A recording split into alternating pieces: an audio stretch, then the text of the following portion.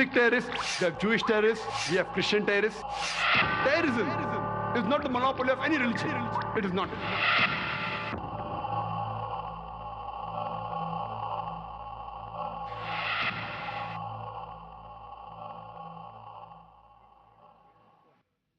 সম্মানিত দর্শক শ্রোতা, ভাই ও বোনেরা, আসসালামু আলাইকুম।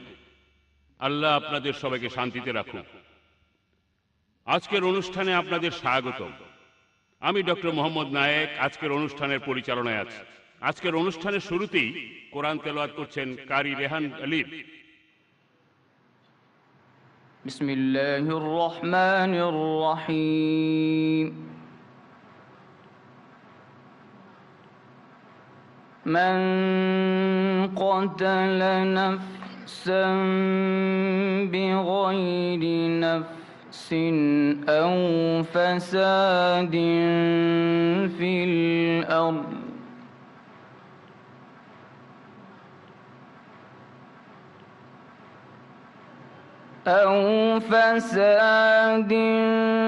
في الأرض فكأنما قتل الناس جميعا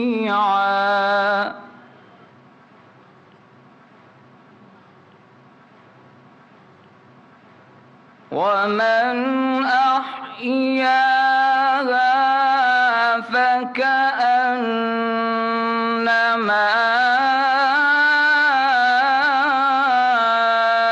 أحيا الناس جميعا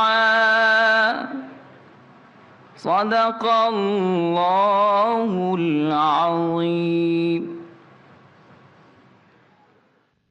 এতক্ষণ আপনারা শুনলেন পবিত্র কোরআন থেকে তেলাওয়াত, সূরা আল মাইদার 6 নং পারার 32 নম্বর আয়াত।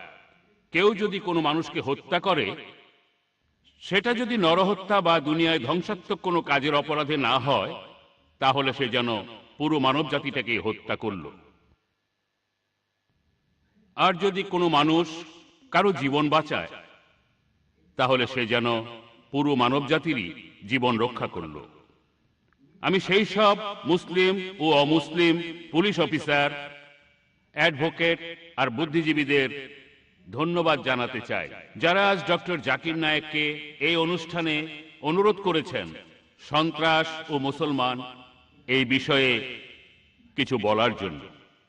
আরো ধন্যবাদ জানাচ্ছি জাস্টিস হসবার্ট সুরেশকে, যিনি আমাদের আজকের এই অনুষ্ঠানের প্রধান অতিথি। আমাদের প্রধান অতিথি জাস্টিস হসবার্ট সুরেশ বোম্বের হাইকোর্টের একজন জাজ ছিলেন। উনি রিটায়ার করেন 1991 সালে।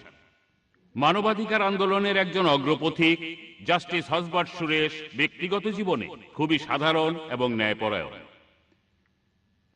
ইন্ডিয়ায় বিভিন্ন আইনের জার্নাল, ম্যাগাজিন আর নিউজ পেপারে তার লেখা নিয়মিতভাবেই প্রকাশিত হয়। তার নতুন বই fundamental rights as human rights এক বাক্যে অসাধারণ। তিনি অনেক আন্তর্জাতিক ফোরামে বক্তৃতা দিয়েছেন। বোম্বের হিন্দু মুসলমানের রায়টের উপর লেখা 1992 ও 93 সালে তার এই রিপোর্টের জন্য তিনি বিখ্যাত হয়ে আছেন। শিরোনাম ছিল জনগণের বিচার হিসেবে গুজরাটে মুসলমান গণহত্যার উপর তার রিপোর্ট ক্রাইম অ্যাগেইনস্ট হিউম্যানিটি 2002 সালের নভেম্বর মাসে আহমেদাবাদে প্রকাশিত হওয়ার পর যথেষ্ট পরিমাণে প্রশংসা অর্জন করেছিল। তার রিপোর্টে এসেছে মুম্বাইয়ের দলিতরা, কেরালার ছাত্ররা, গুজরাটের খ্রিস্টানরা, আর সেগুলো চোখে পড়ার মতো। আমি অনুরোধ করব প্রধান অতিথিকে কিছু বলার জন্য। ভাই ও বোনেরা, এখন আসছেন জাস্টিস হসবার্ট সুরেশ।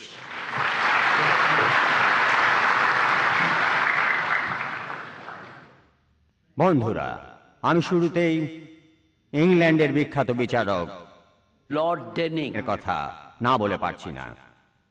তিনি একবার একটা কথা বলেছিলেন, অভিনেতাদের মতো অন্যকে খুশি করার জন্য বিচারকরা কথা বলে না, বিচারকরা উকিলদের মতো মামলায় জেতার জন্য কথা বলে না, ঐতিহাসিকদের মতো অতীতকে জানার জন্য বিচারকরা কথা বলে না, বিচারকরা কথা বলে রায় দেওয়ার জন্য। আমি একজন রিটায়ার্ড জাজ, টায়ার্ড জাজ না। আমি এখানে কোনো রায় দেব না, তবে আমি কথা বলবো। আমি বাক স্বাধীনতায় বিশ্বাস করি। মানুষের অধিকার নিয়ে আমি আগেও কথা বলেছি। যখনই কোনো অন্যায় চোখে পড়েছে আমি তার প্রতিবাদ করেছি। যখনই কোথাও ভায়োলেন্স দেখেছি তার বিরুদ্ধে কথা বলেছি। আর আমি সব সময় চেয়েছি বিচারকরা এসব জায়গায় কথা বলুক। যদি বিচারকরা এই সব অন্যায় অবিচারের প্রতিবাদ না করে তাহলে আমাদের মধ্যে আর কে কথা বলবে?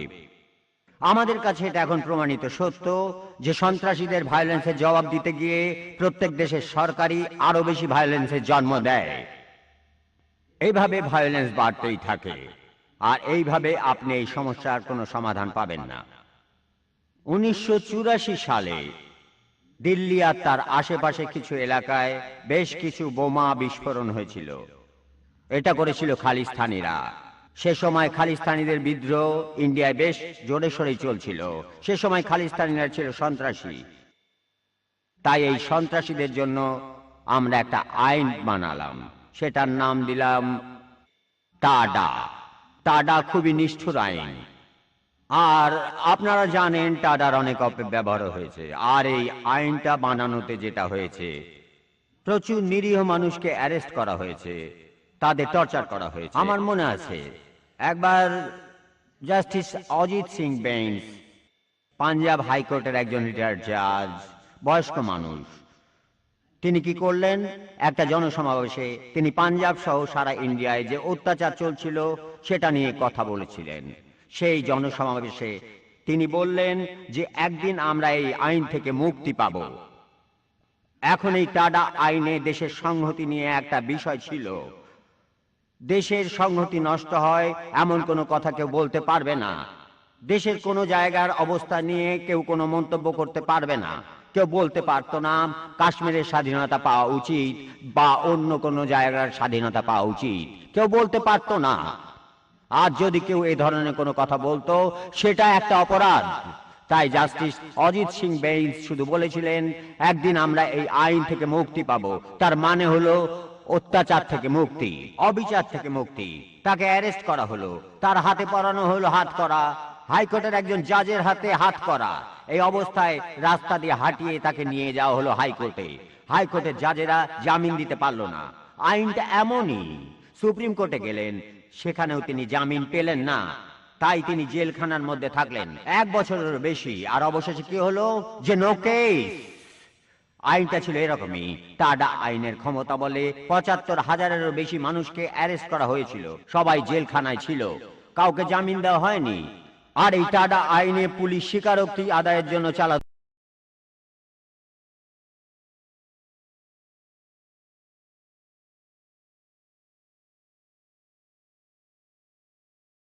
ইন্ডিয়ার সরকার টাডা নামের এই কুখ্যাত আইনটাকে বাতিল ঘোষণা করলেন। তখন দেখা গেল হাজার হাজার মানুষের উপর অত্যাচার করা হয়েছে আর অবিচার করা হয়েছে। কিন্তু তখন দেখা গেল ৭২,০০০ কয়েদিকে মুক্ত করে দেয়া হলো। ট্রায়াল হলো না, কেস হলো না, কোনো কিছুই হলো না। শুধুই তারা মাসের পর মাস, বছরের পর বছর জেলখানার ভেতরে অত্যাচার সহ্য করেছে। আর এছাড়াও এই কুখ্যাত টাডা আইনে আমরা দোষী সাব্যস্ত করতে পেরেছি মাত্র ১.৮%-কে। কিন্তু তারপরও টাডা আইন এক সময় কার্যকর ছিল। পুলিশ হয়ে গিয়েছিল স্বেচ্ছাচারী। পুলিশ যা খুশি তাই করতে পারত, কেউ কিছু বলতে পারত না। পলিটিশিয়ানরা তাদের স্বার্থ সিদ্ধির জন্য এই টাডা আইনকে ব্যবহার করত। যে কোনো লোককে তারা অ্যারেস্ট করে জেলখানায় আটকে রাখতে পারত, আর কোনোভাবেই জামিন পাওয়া যেত না। তারপর 1995 সালে টাডা বাতিল করা হলো, কারণ এর বিরুদ্ধে সারা দেশে প্রতিবাদের ঝড় উঠেছিল। আমরা সবাই প্রতিবাদ করেছি। টাডা খুবই নিষ্ঠুর একটা আইন, আর আমরা এই ধরনের কোনো আইন চাই না। আর এই ধরনের আইন দিয়ে সন্ত্রাস বন্ধ করা যাবে না, বরং সন্ত্রাস আরো বাড়বে। তারপর 1995 সালে টাডা আইনকে বাতিল করা হলো। তারপর ঘটলো 2001 সালের 9 সেপ্টেম্বরে সেই দুর্ঘটনা। আর তারপর পরই আমরা যেটা করলাম, ইন্ডিয়াতে কোনো কিছুই হয়নি। যা কিছু হওয়ার সেটা হয়েছে নিউ ইয়র্কে, ওয়ার্ল্ড ট্রেড সেন্টারে। কিন্তু বুশ ঘোষণা দিলেন যে একেবারে সঙ্গে সঙ্গেই যে এইটা সন্ত্রাসের বিরুদ্ধে যুদ্ধ। বুশ আরো বললেন, যারা আমাদের সাথে নেই তারা আমাদের শত্রু। আর আমরা সবাই তখন বললাম, ও না না, আমরা আমেরিকার পক্ষে, আমরা বুশের পক্ষে। আমরা কি করলাম? আমরা আরো একটা আইন বানালাম, পোটা। এই আইনও সেই একই ঘটনা ঘটালো। পোটা বহুমুখী একটা আইন, একটা হোল্ড অল আইন। টাডা আইনে যেটা হয়েছিল এখানেও সেটাই ঘটলো। অনেক মানুষের উপর অত্যাচার হয়েছে, অনেক মানুষের উপর অত্যাচার হয়েছে। তারা সন্ত্রাসী হোক বা না হোক, তারা অনেকেই জানে না তাদের অপরাধ কি। এই ধরনের আইন, এরকম আইন মানুষের মধ্যে শুধু আতঙ্কই বাড়ায়। এই কথাটা প্রাসঙ্গিক, কারণ মানুষ এখন পোটা নিয়ে কথা বলে। তারা পোটার মতো আইন চায়। মানুষ 2006 সালে বোম্বে ট্রেনের সেই বোমা বিস্ফোরণ দেখেছে। 2 দিন আগের ঘটনাও দেখেছে। মানুষ বলছে যে কঠিন কোনো আইন ছাড়া সন্ত্রাস দমন করা যাবে না। আমি আপনাদের বলি, কঠিন আইন দিয়ে কখনো সন্ত্রাস থামানো যায় না। Terrorism is not the monopoly of any religion. It is not. এই দেশের কোথাও না, এই পৃথিবীরও কোথাও না। এই যে এখন আমাদের পোটা আইনটা আছে, এটা নিয়ে পার্লামেন্টে বিতর্ক হয়েছে। আর সেখানে কি হলো? যখন এটা নিয়ে বিতর্ক চলছিল তখন পার্লামেন্টে আক্রমণ করা হলো। 2001 সালে 13ই ডিসেম্বর তারপর এই আইনটা পাশ করানো হলো। তারপর কলকাতায় ইউএস ইনফরমেশন সেন্টারে বোমা মারা হলো। তারপর আস্থারদার মন্দিরে, সেটা ছিল 2002 সালে 24শে সেপ্টেম্বর। তারপর রঘুনাথ মন্দিরে 2002 24শে নভেম্বর। তারপর মুম্বাইয়ের ঘাটকুপায় বুলন্দে 2রা ডিসেম্বর। তারপর এটা গেট অফ ইন্ডিয়ায় একদম বাজারের মধ্যে 2003 সালের 25শে আগস্ট। তাহলে এই আইন থাকা সত্ত্বেও এইসব বোমা বিস্ফোরণ চলছেই। পোটা দিয়ে এখানে কোনো লাভ হচ্ছে না। 2002 সালে ইন্ডিয়ার তখনকার অ্যাটর্নি জেনারেল এই কথাটা বলেছিলেন। সে বছর জম্মু ও কাশ্মীরে 4038টা সন্ত্রাসী ঘটনা ঘটেছিল।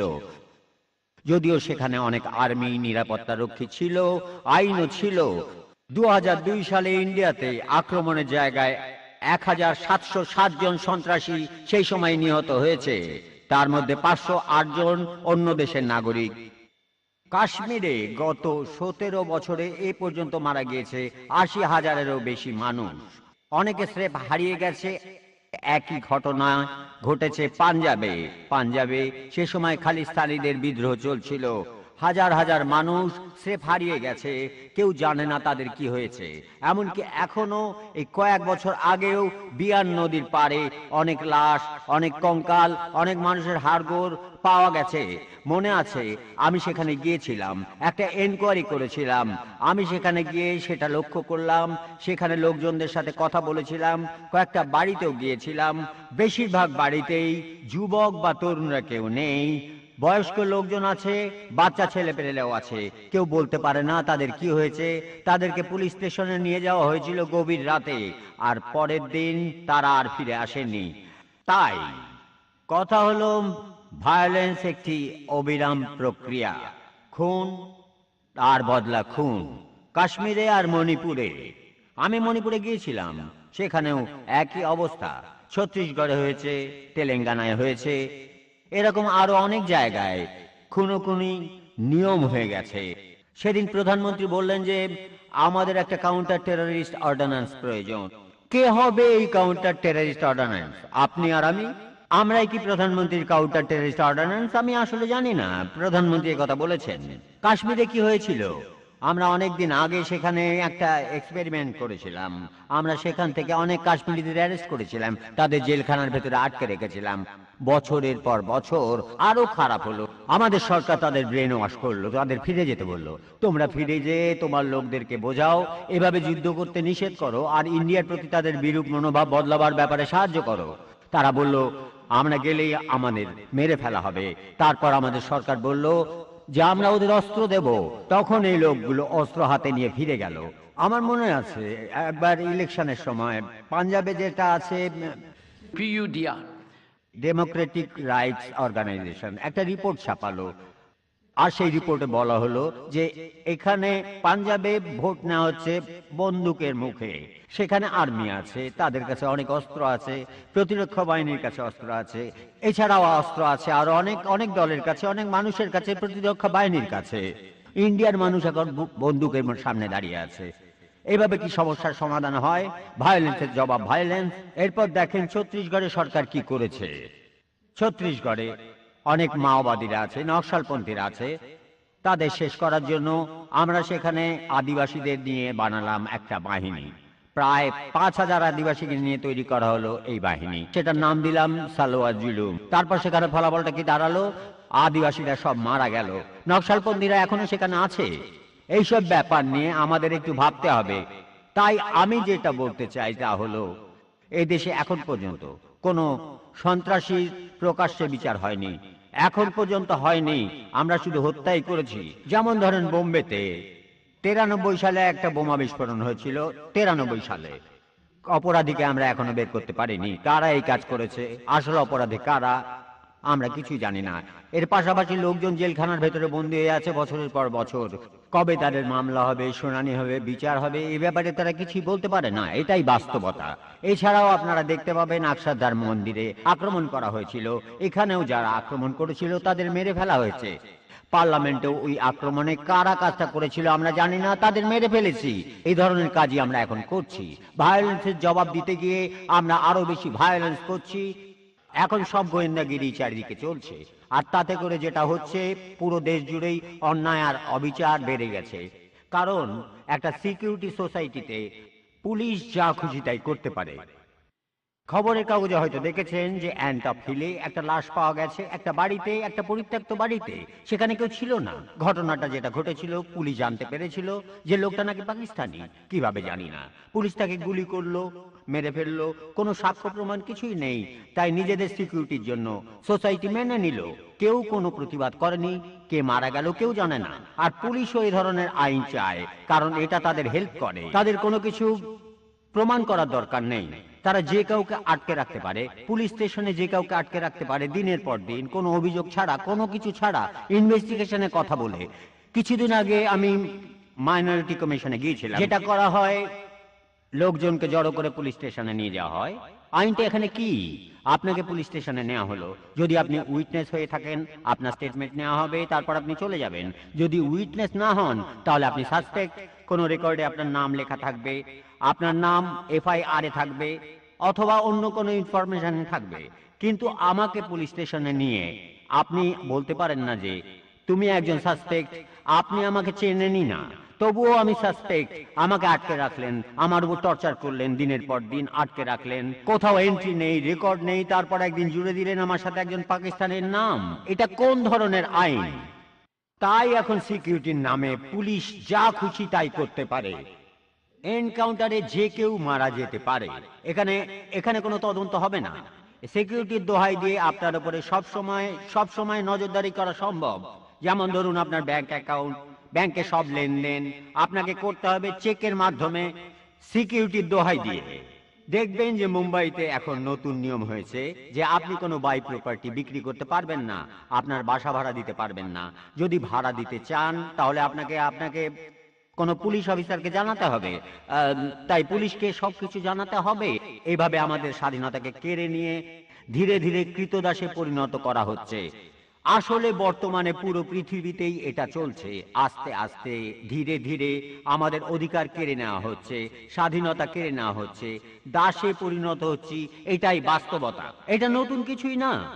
যখন টাডা আইনটা করা হয়েছিল, সেটাও করা হয়েছিল সিকিউরিটির জন্য। সুপ্রিম কোর্ট জানতো এটা একটা নিষ্ঠুর আইন, অন্যায় আইন। মানেকা গান্ধীর সেই ঘটনার পর কেউ এটার পক্ষে ছিল না, কিন্তু সুপ্রিম কোর্ট এটাকে সমর্থন করেছে। এবারও দোহাইটা ছিল ইন্টারনাল সিকিউরিটি। দোহাইটা হলো সিকিউরিটির, সেটাই সবচেয়ে ইম্পর্টেন্ট।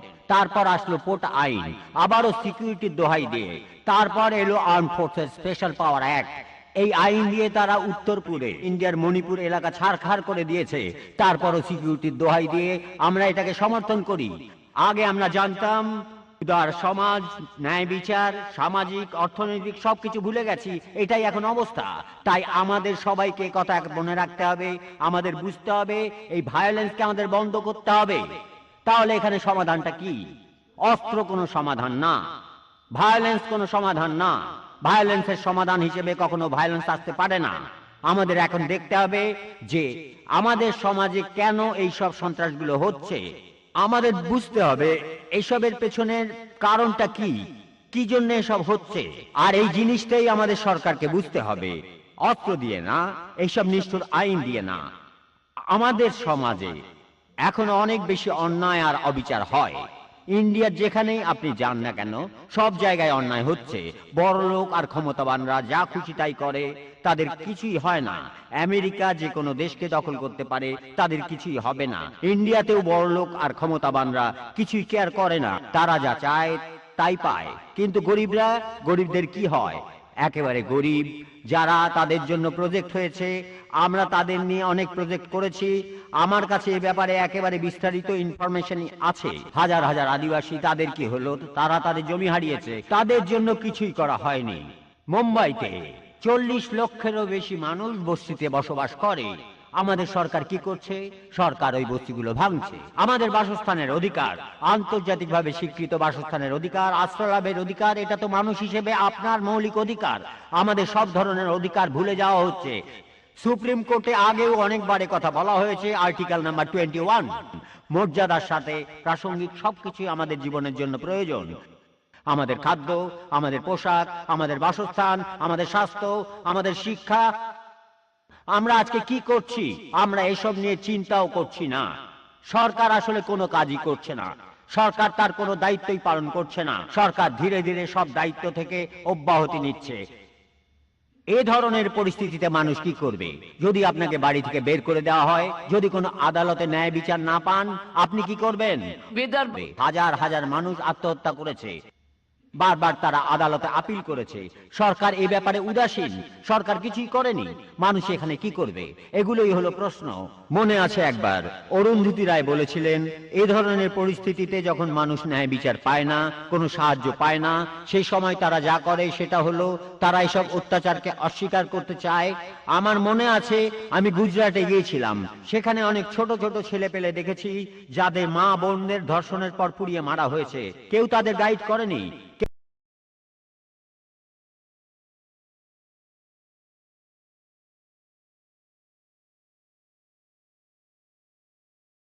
কেউ করতে পারে। আমি অস্ত্র ধারণের বিরুদ্ধে কথা বলছি না, তবে সরকারের একটা দায়িত্ব আছে। আর সরকারের এটা মনে রাখতে হবে, সরকার যদি ভিকটিমদের সাহায্য না করে, তাহলে ভিকটিমরা নিজে থেকেই সমস্যার সমাধানের চেষ্টা করবে। এটাই আসল কথা। তাই অরুন্ধতী রায় যেটা বলেছিলেন, যখন ভিকটিমরা আর ভিকটিম হতে চায় না, তাদের বলা হয় সন্ত্রাসী। আর এভাবেই আমরা সবাই সমাজের বিভিন্ন অন্যায় আর অবিচারের শিকার হচ্ছি প্রতিদিন।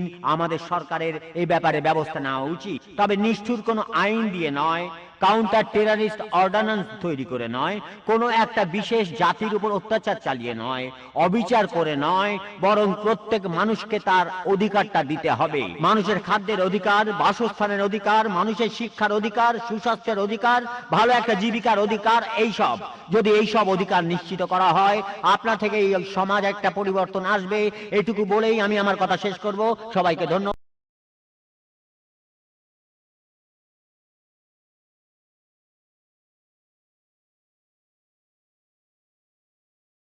চারপাশে প্রতিদিন যে অন্যায়গুলো ঘটতে দেখি, সেগুলোর ব্যাপারে আপনার সুচিন্তিত মতামতের জন্য